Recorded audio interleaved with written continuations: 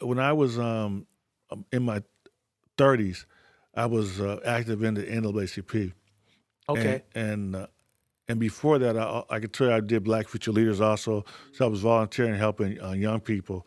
So a lot of people in the community knew me, and there came a time when, in the early 30s, we were fighting to get uh, the district to hire African Americans as administrator. There was a time in the school district where they only had one Black African American male administrator in the entire district. How So big is we the were district? San Bernardino City Unified School District. So Yeah. we were fighting for representation at the time. During that time, there were two teachers, Robbie Jordan and Willie James, and the district was going to fire them. My mother came up from church and said, "Pray for Robbie James and Willie Jordan. The district going to fire them. One's worked there for uh, 25 years. One's worked there for 27 years." Why are they firing them? What's their And that was the whole concern. No one really knew why they were saying they were going to fire them. The district said that they um, thought that they had changed test scores because the results were so high on these scores. These were like first grade Uh, teachers, but um, we. So my mom came on, asked us to pray for Robbie James and Willie Jordan. I went to an NAACP meeting, actually in this building, and someone came in and to start the meeting said, "Let's pray for Robbie Jordan and Willie James. The district is going after them, and it's not just." Then Willie Brown, who was the Speaker of the House at the time, had put together a committee that was going across the state to try to determine why middle class blacks were pulling their kids out of public school.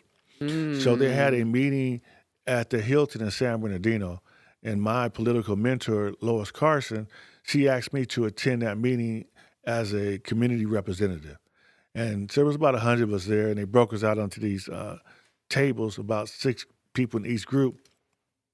And I was at a table with a lady from Sacramento, African American lady, and she said, if you ever want something from a school board or a city council, take 50 people to that meeting and you'll get what you want.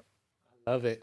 And so when she said that, that kind of clicked for me because when I was in my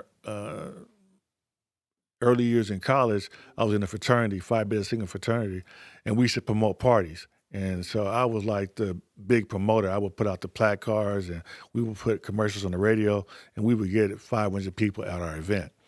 So I knew I could get people to turn out to an event. Yeah. So we created an event, which was a school board meeting, and we asked community members to show up at that meeting. Now, before we did that, we went door to door in that neighborhood around Rio Vista Elementary School. That's where the teachers taught at that were being accused. And we heard nothing but great things about these teachers. They came in early, they put in extra time with the kids, they did tutoring before school and after school. So you really could get a sense of how their results would be better than the average teacher at that school because they put in so much work. So anyway, we packed the school board meeting. Hundreds of people showed up, and after that meeting, people approached me about running for school board. They knew that I was one of the lead persons in orchestrating uh, the event where we brought members of the community to protest at the board meeting. Even though I did it in a low-key way. When I did the flyers, we just said, come out and support Willie James and Robbie Jordan, teachers who cumulatively have taught in our district for over 50 years. And they were people who had those teachers as their teacher. So they were adamant about supporting them. So there was no label at the top of the flyer about an organization. And I did it on purpose because if I had said it was led by the NAACP or New Hope Missionary Baptist Church or the Muslims, one group would have been mad about the other group, Yes. and then you would have had this fraction in the community rather than everyone coming together to support these teachers. Yeah. So I made it agnostic and made sure that we didn't uh, have a lead agency, just a group of people saying, we need your help. I But like that. and it was very successful. And then after that, I got the call for a lot of people asked me to run for a school board. I think the tipping point was I got a call from a guy named Tom and Lily Rivera. They were very active in the Hispanic Mexican American community. Hmm. And they called me and said, Danny, they were on the phone together and said they were both professors at Cal State San Bernardino. They said, we want you to run for school board and we'll support you if you run. And so that was the tipping point because I already had a number of people from my own community ask me to run. And then if I had the folks from the Hispanic community also asked me to run. And I had a lot of support from people throughout the city because they knew me from my work at the county of San Bernardino.